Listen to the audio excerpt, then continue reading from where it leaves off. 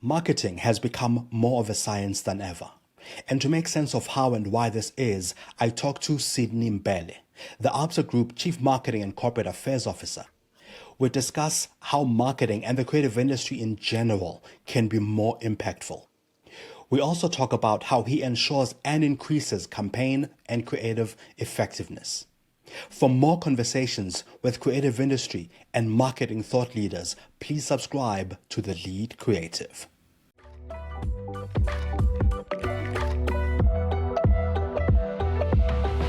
Sydney, thanks so much for making the time. Looking back, what do you believe got you into marketing and how is it different now that you're here? I collided with the discipline. Yeah. When I was in matric, for example, I didn't know that I'll end up in marketing. I knew that I wanted to be in a corporate environment. I was not quite sure what it was.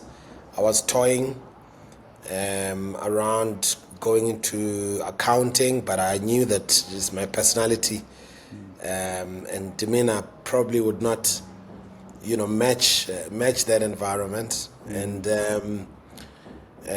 so I started my career in sales. After finishing university, I was chosen as part of a graduate program by one of the international companies, Frito-Lay International, that own Simba in South Africa, and they own other different brands or companies. And to cut a long story short, my career started in sales, and in one of the organizations that I worked for, which was Diageo, at the time it was called Gilbey's, I used to interact with the marketing folk a lot, with the marketing directors, and when they came to present their quarterly or trimester activations and promotions to us sales guys sitting in the regions, I used to ask a lot of questions and I used to make a lot of suggestions. And at times I used to send emails, on what I think they need to be running as the next promotion. And that's where the marketing director sort of identified my call it nascent, untapped abilities and my interest in the discipline. And when a role became available, I didn't have a marketing qualification then.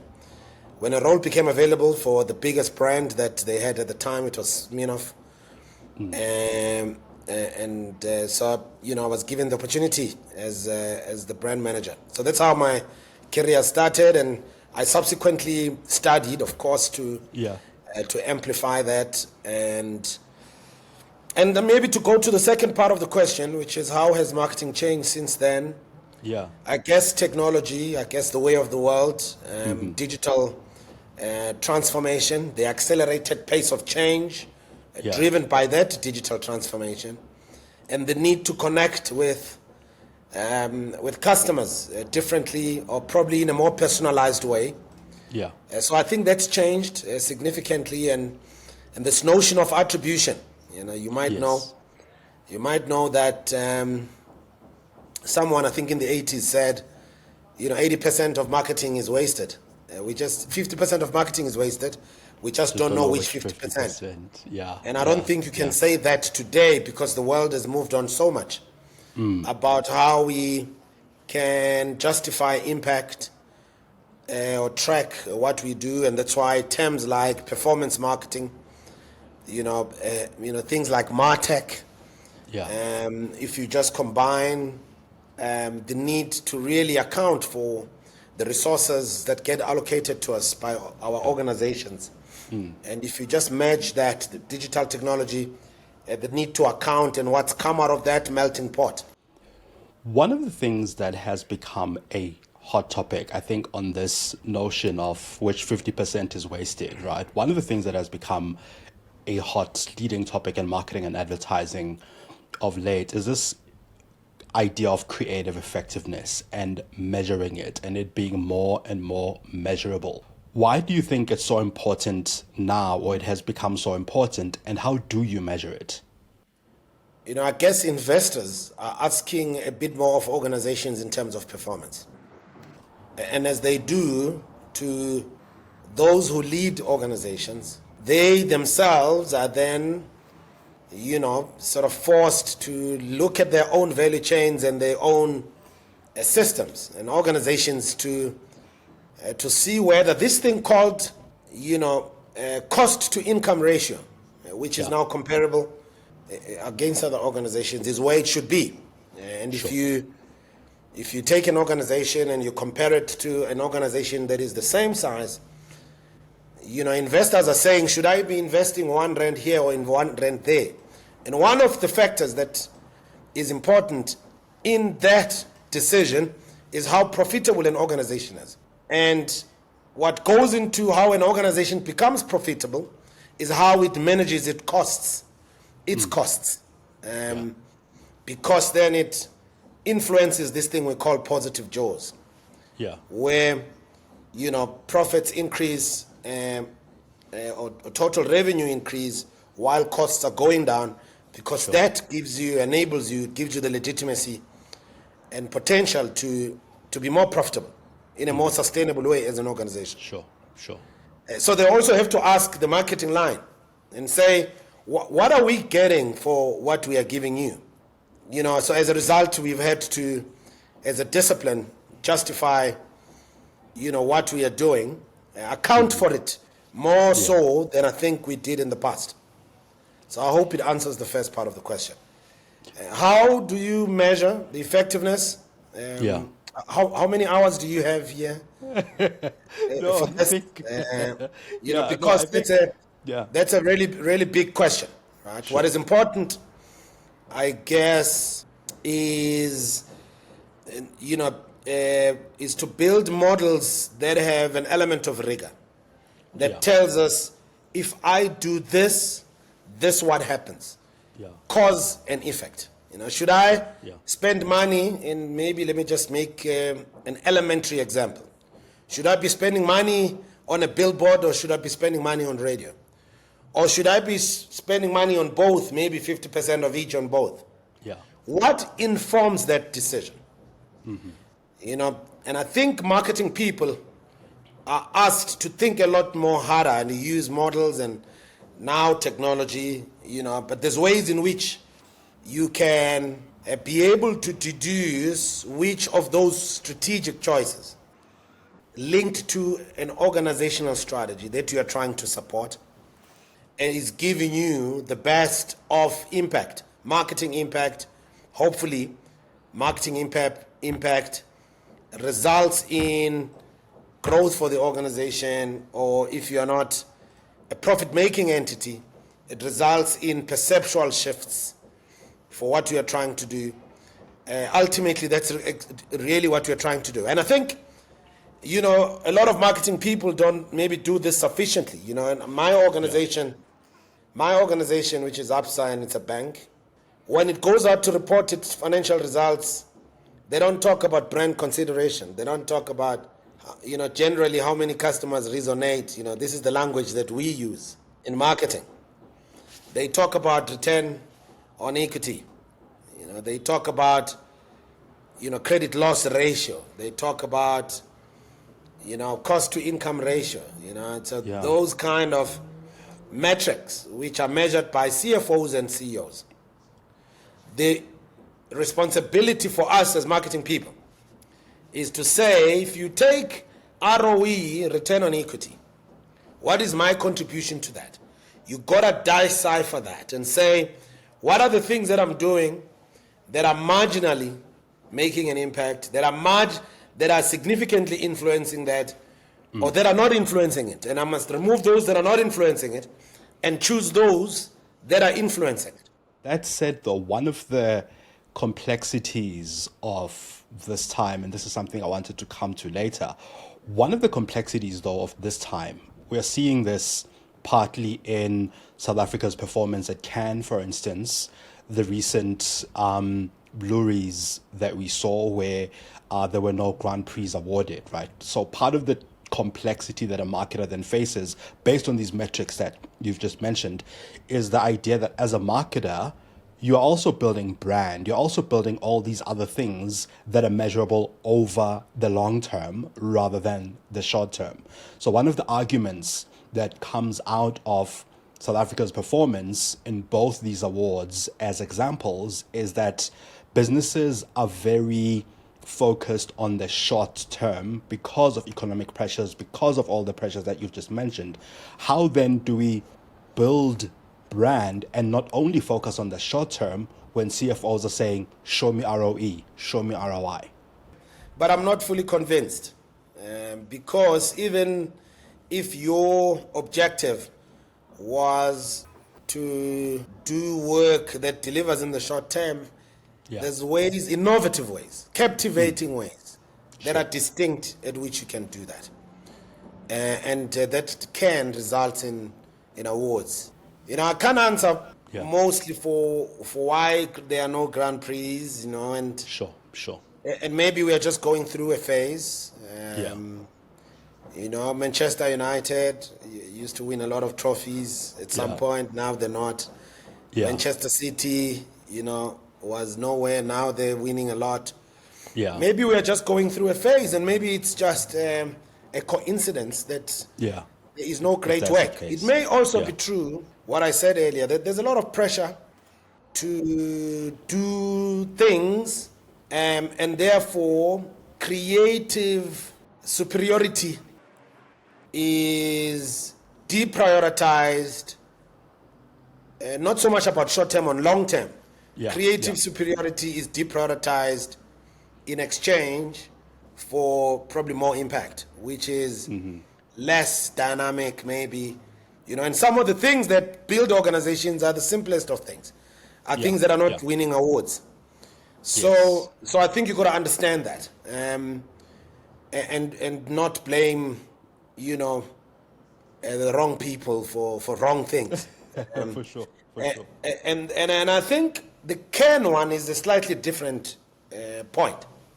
Right. And I made this point while in Cairn, and I did a number of interviews when I was there last year. I think this continent is different. And I want you to hear me out. A lot of the people who sit as, judges, jury presidents, etc., are people who are not coming from this continent. Right. And therefore, they don't understand the nuances of some of the things, and maybe insight-led, but very relevant to this continent and very different to the rest of the world. Africa is not a country, it's a continent. Right. And it's got, I think, 3,000 or more, actually, languages. But very dense and deep in culture within each of those. Right. So if you're doing work and you're delivering work that's going to work, for Bedi people, who understand that nuance deeply. Yes. That work may not cut it in Khan. So there's a transformation that needs to happen in as far as how work is judged in those international platforms. I'll give you an example. One of the suggestions that I make is, have a category for Africa, at least in the short term, and get African people to sit as jurors of that category and be able to judge that work because they understand the dynamics and nuances of this continent in ways in which people outside of the continent may not be able to understand. And as a result, they might not get it. You might not get it, because its creative work has to resonate with the markets in which you operate. And unfortunately, our markets under-index in the global stage for those reasons. There may be work that we do that is universal, that can work anywhere in the world. But there's a lot of work that is really cutting edge and that is there on this continent that may not cut it anywhere else purely because it is difficult for other people to decode the work and its impact. And so I like that, and I want to ask something. And I want to ask something specifically on that because I know that you're also a marketer who's very passionate about the continent, who is a marketing leader within this space that's exemplary in Africa.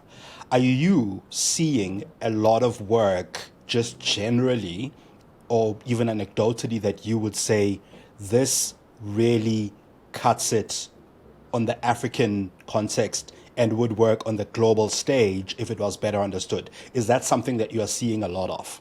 Yeah, I do come across work. I mean, I'm not saying it's universally pervasive, Yeah. but I do come across work from time to time where you think, oh, that's really brilliant. And maybe the budgets are small, or maybe it comes from a small country, and maybe the work is not entered into these spaces, and therefore it doesn't get the exposure.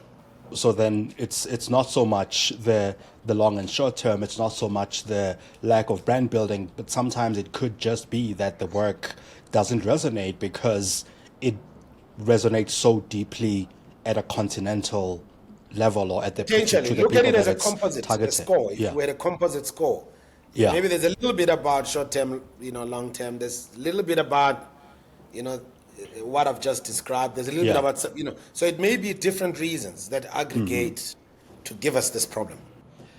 So on this debate about, about pressures and economic pressures that we've spoken about, as a seasoned marketing leader, you have seen changes in the space for over 2 decades, from banking, FMCG, you mentioned alcohol, telecoms, and everything between.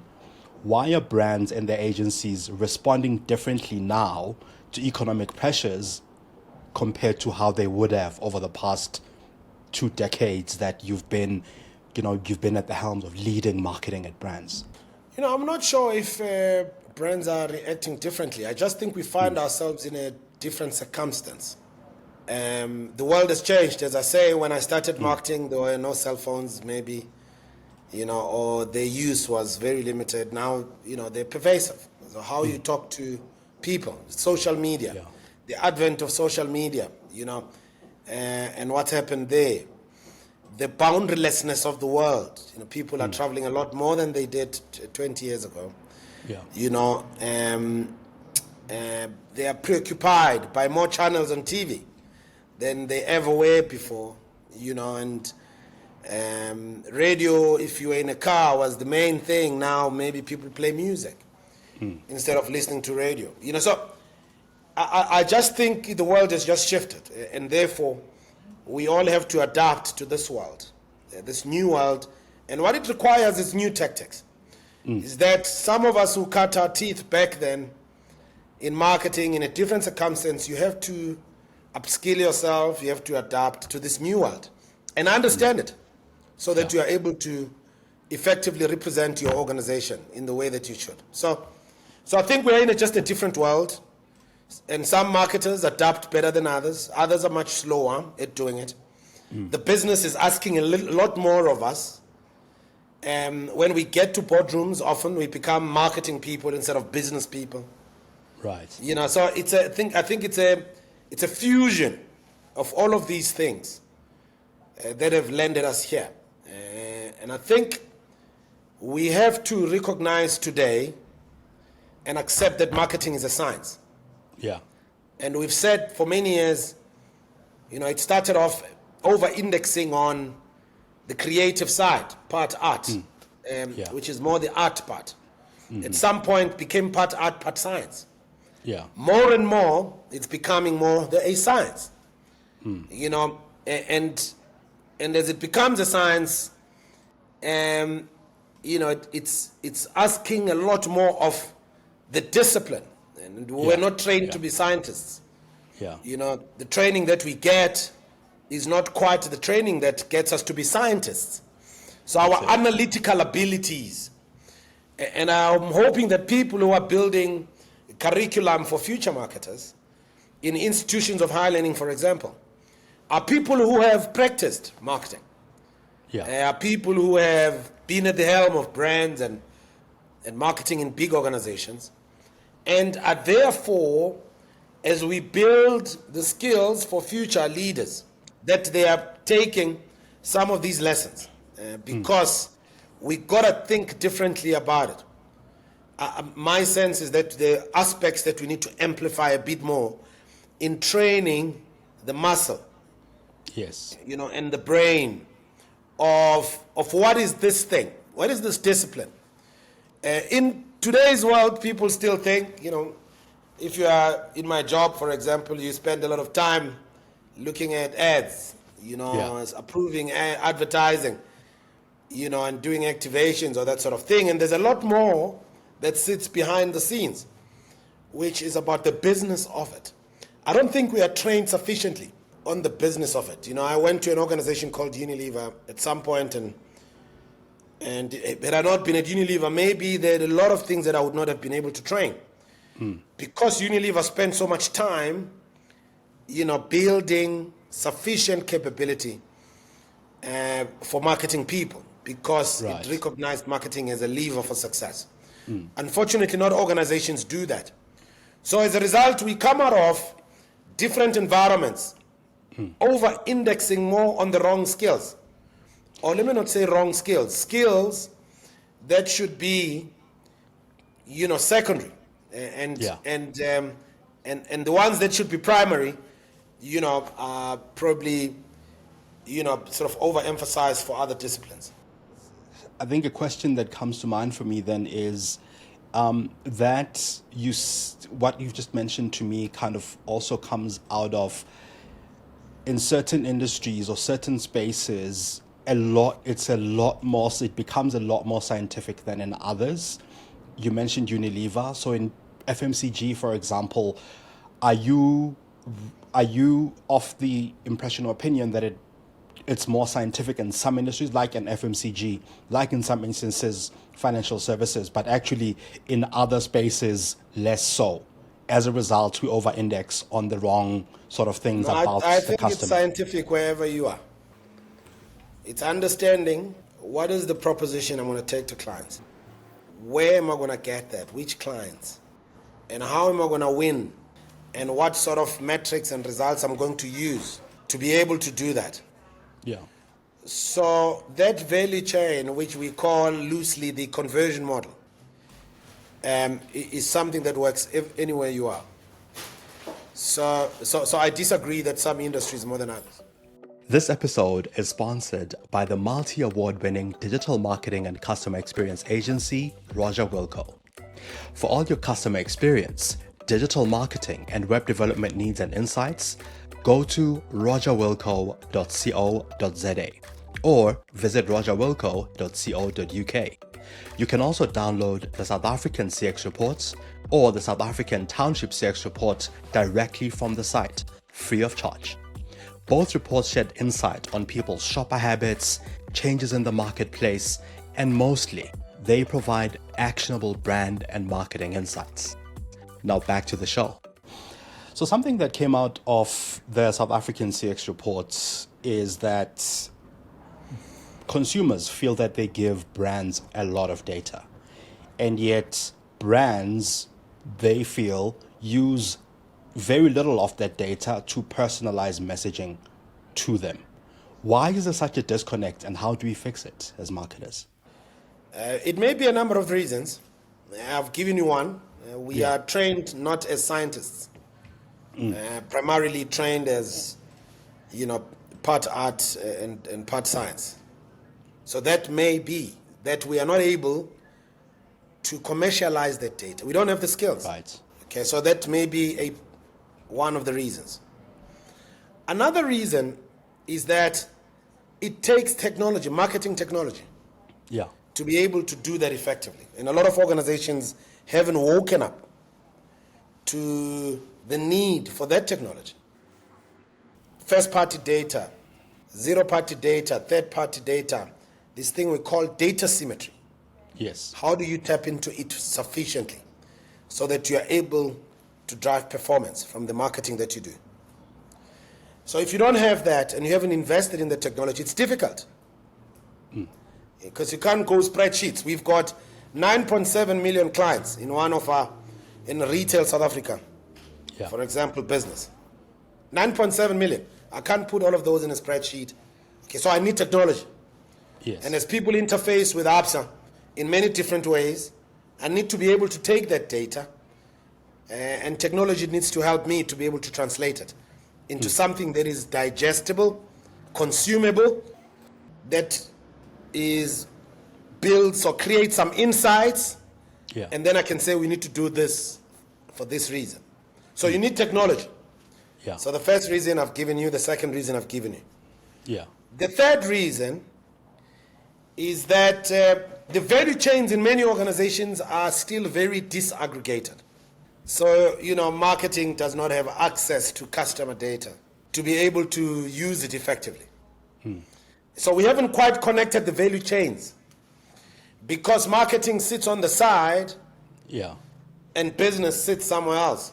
And we haven't inserted ourselves at the seat in the table where we are able to actually use that data, access that data, and use it effectively. Value chains are just so disaggregated. Many organizations have different divisions. They still don't have a singular view of the client. So take a typical bank, and I'm not talking about Absa here. You could have a business for vehicle finance. It is separate to a business for home loans. It is separate to a business for personal loans, separate to a business for transactional banking. And the merging of those, it still does not exist. So for many organizations, you find that sort of situation. And marketing folk just get lost in that. And I think just to go back to, your mention of marketing being a science is that when you start bringing those together, the science works more effectively for the customer. What are some of the ways that brands can be memorable to win the customer's attention in a world where we see less ads, in a world where there's on-demand content being consumed, and as a result, you tend to see brands less when you're relaxed consuming the content that you consume? How then do brands still stand out? Look, I think we generally, there's many reasons, and I could spend a full day. Some of the things that I've said maybe contribute to that. But I think, in a lot of ways, we aim way too low as brands, just in terms of how we judge creative.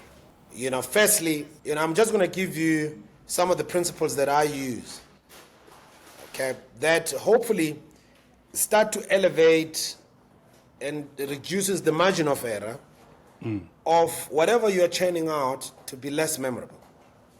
So here are the 5 things, that I personally use, amongst others, that can help.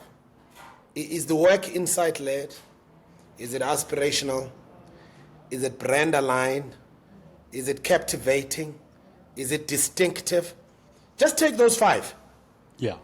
If you, at every single point, every single time you had to approve creative, you use that as a lens, you would definitely produce work that is above average. At best, that is memorable and great. So I just think we aim too low. We are not relentless. We are not obsessive on how to win. Over time, we are quite comfortable to settle for good. And good is the enemy of great.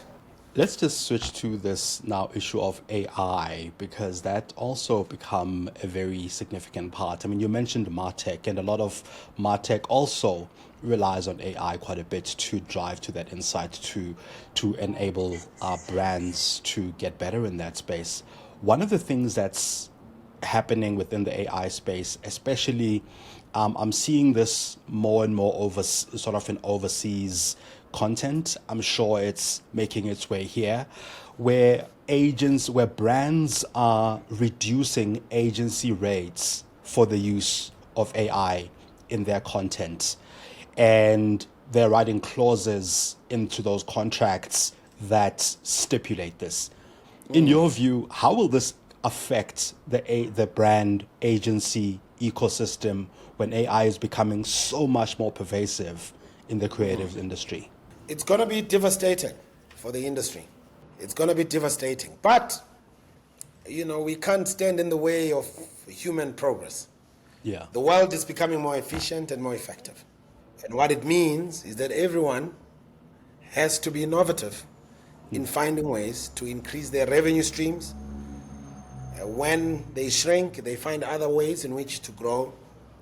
And we've seen brands who don't do that, businesses who don't do that, across industries. As the world changes, if you're not investing in new revenue streams, you'll always battle. Yeah. Think about meter taxis when Uber came to be, and in many countries, you find them fighting Uber. Uber guys, instead of saying, how can we find different and interesting ways in which we can keep our slice of the pie? Yeah. So you can't stop, because the benefit out of all of this, ultimately, somewhere, hopefully, is the consumer, is the client. Yeah. And I'm hoping that the benefit is the client, is that when brands spend less maybe with agencies because of AI, is that money is not necessarily going back to the bottom line. I'm hoping that money is going to volume rather than the fewer things they were doing, because they can save on each of them, maybe they can do more. Yeah. So agencies then don't get to lose that piece of the pie. Or, the money goes back to, fortifying the products, making them better quality, or better value-added services, or whatever. So ultimately, if the end goal is human progress, is effectiveness, efficiency of what we do, and the client is the benefit, then it's fine. Agencies need to think about how to keep themselves in business. And I guess because if AI is here and it's here to make some things, I'm very empathetic about AI and how it can, destroy some of the industries, like the modeling sort of world, or, we do a lot of casting for ads and that sort of thing, So I'm hoping that we can find creative ways. But the world will never stop doing these things, Absolutely. It's not just AI. I've just given you an example with Uber. There'll be many more other things that change the world as the world progresses. On the one hand, we want innovation. When it's here, we then say, hey, it's chowing on the margins of agencies. Where agencies need to, they need to go on a boss berat. They must go to an Ndaba and think about how to build their revenue streams beyond the traditional, ways in which they've done it. How have you seen AI, though, being used effectively in the creative space, insofar as, I suppose, the banking industry or any other industries are concerned? Have you seen it enabling groundbreaking work? Yeah. There's something we're experimenting with, for example, which is a platform that's going to help us to get to market much quicker than we did.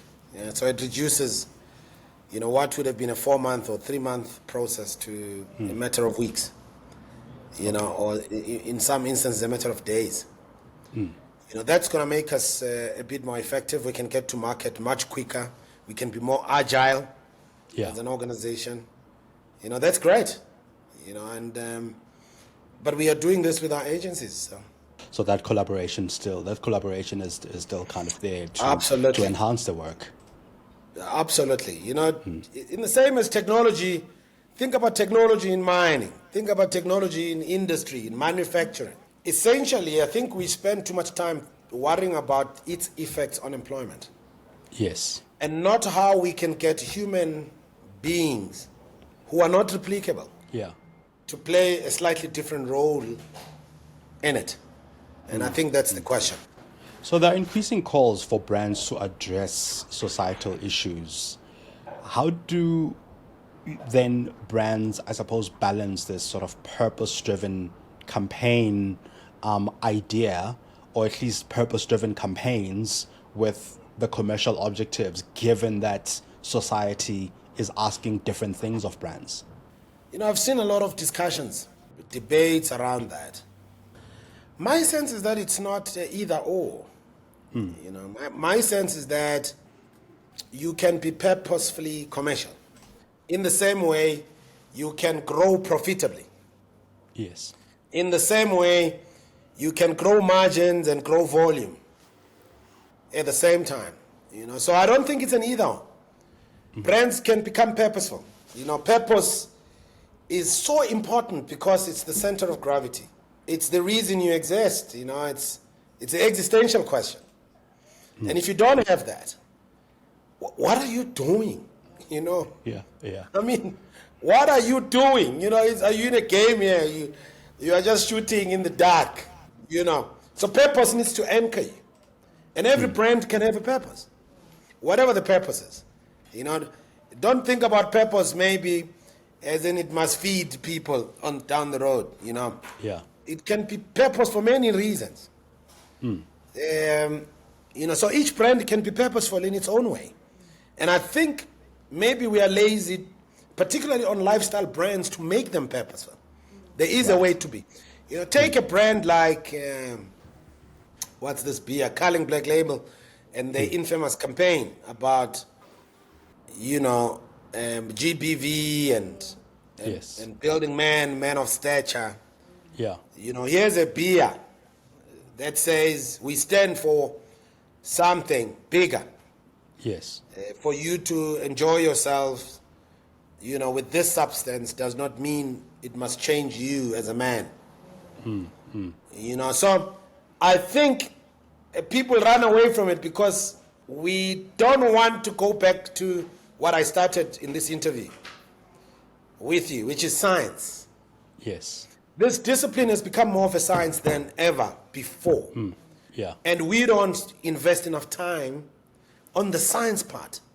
Right. We spend so much time, even the agencies. I can tell you the awards that get given, it's more the work they see on TV, nobody says, how do I reward the person who demonstrated strategic ability? There's no category at Cannes that says that, let's not look at the work that's churned out, let's look at the strategy behind the scenes. Yes. Nobody awards that because that's the science part. So we over-index on this rather than that. So we close over, at the top of the iceberg, and we leave so much, which is much more important. So, Sydney, in this hugely competitive banking space, Absa launched the Your Story Matters platform. How do you navigate the complexities of differentiating in an industry where the consumer experiences the banking industry almost similarly across the board, where it's fairly difficult to kind of differentiate? I mean, the Your Story Matters kind of does that. But then how do you navigate that difficulty? I'm going to try and be brief on this because, I get very passionate about it, and I can spend the full day talking about how we got here. Here's the essence. Banking has become inaccessible. Right. Banking has become impersonal. Customers are an account number. They are not a name. And a lot of banking, because of that reason, are more in the space of utility and ease, which is not talking to me. It's about them. Simpler, this. It's utility and ease. Yeah. Yes, customers want that, but anybody can do that and it's replicable. Or, if it's not that, they are in the space of progress. And I don't want to seem like I'm demeaning some brands, but think about the little payoff lines you see. Yeah. Quite nebulous. They are not specific to the tangible value for clients. Ours is a space that very few, if any, occupy. A space of care and empathy. I said banking has become impersonal, has become inaccessible, has been out of touch with the needs of people. And we are putting the customer at the center of it. And that's why it's Your Story Matters. It's care and empathy. Of course, it is not just this beautiful set of words that's going to win us customers. You may like it, the campaign, but that's not my metric of success. My metric of success is when we can deliver it as an organization. And we are in the process of doing that. of building it, but it's a long-term process. You know, Nike took over 10 years for people to understand that just do it is actually about greatness. That in each of us there's an element of greatness, that you got to tap into it. But they took the line as what it is in the most literal way. Yeah. You know, and I can give you many other examples. Hello Tomorrow, Emirates Airlines. So your story matters, anchors us very deeply at the center of our customers. And it is not about us, it is about the customers. Yeah. That if we can partner with them sufficiently, we can make sure that we help their stories to progress. Yeah. We can enable new stories, and that their stories matter. Because nobody recognizes us today, because we are just account numbers. And all of us say name. In Zulu, you know, a greeting in Zulu is sawubona. Yeah. That means I recognize you. So recognition is deeply embedded in who we are as humanity. And your story matters seeks to do that, and hopefully it does change the course of how people see our business. So I think the other part that I'm getting is the differentiation lies in centering the customer, which is once again something that you mentioned earlier when we were talking about MarTech and technology and insights, where it's about really seeing the person and surfacing the person and the human being outside of everything else that you're getting, outside of the data or whatever it is that you're getting. So we usually have a question that our guest leaves for our next guest. So think of it as our previous guest or one of our guests passing the mic. And I had a conversation with one of your agency partners, the Chief Creative Officer of Avatar, Mbhele, in the early stages of the Your Story Matters campaign. And the question he left for our next guest at the time, and I'd love to get your sense on it. So the question Mbhele left was, how can AI, which in his view wasn't necessarily built with African markets in mind, be used effectively to advance Africa in advertising, creativity, marketing, and beyond? That's quite interesting. I wouldn't have looked at it that way. Technology is merely a platform.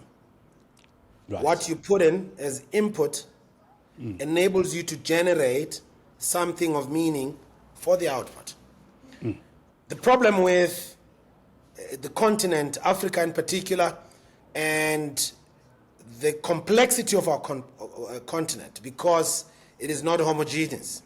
It's got lots of nuances, 3,000 languages, so many tribes, etc., is that people who are at the forefront of building these technologies don't quite understand the continent. So the insights are very thin. So if we can build a repository of the insights that are relevant to us, whatever we put in as input into these technologies or platforms, will enable that we get the right kind of output. I'm a bit surprised that he said that, because, you know, I mean, at an elementary level, I've been able to generate AI images that are reflective of people on the continent. You know, I'm just using that at a very elementary level. You know, what I'm experimenting with my team now around reducing campaign process with this AI tool that we've got. You know, from 3 months process to a matter of days has not necessarily taken away from the quality of the output. So I just think it's more on the insights. Again, I'm going to take you back to science. We are not scientific enough. We over-index on creative. And this discipline today, it's high time that people start to recognize it as a science more than it is the art. And the last question for you, Sydney, is if you could leave a question for our next guest about their approach on marketing, creativity, or life, what would that question be? One of the questions, and I know it's a conversation that's been at play for a very long time, But one of the questions that keep me awake is this notion of measurement, because that builds credibility. You know, a lot of us talk at 50,000 and 30,000 feet above sea level. Yeah. When we talk about impact in marketing. Right. What is their take on what the next frontier is as far as marketing measurement is concerned? Fascinating question. Fascinating. I'm going to pose that question back to you, though. I know it's your question, and they'll answer it, but I want to pose it to you. What have you thought? What would you think is that next frontier? I don't know. No, everything. I'm sure, but I'm sure you've given it thought, though. I also need counsel. Yeah, you know. yeah. I told you earlier. Yeah. I said the problem is when my CEO goes and presents results, yes, financial results, he talks ROE, return on equity. Yeah. He talks cost to income ratio. He talks credit loss ratio, etc. The crux of how we justify our reason for existence as marketing people is to take that concept, ROE, and you got to dissect it and say, what is my contribution to ROE? What are the things that influence ROE at an organizational level, at a functional level, at a departmental level? And then when you get there, you say, what are the levers I can pull that can marginally impact it, that can significantly impact it? And that's where I make my strategic choices. Sydney, thank you so much for making the time. There's a lot that is really insightful out of this conversation. I appreciate your time, and I think the biggest thing that I take away from it is the science, which you mentioned quite a lot, but also using the science to surface the human being in what we communicate and how we do it as brands, beyond every other thing that exists, beyond the awards, beyond the work that looks or feels shiny to the industry. I think just servicing the person and being more scientific about it. Thank you so much for your time. Thank you so much for having me. To get more content from the lead creative, please hit share, subscribe, and spread the love.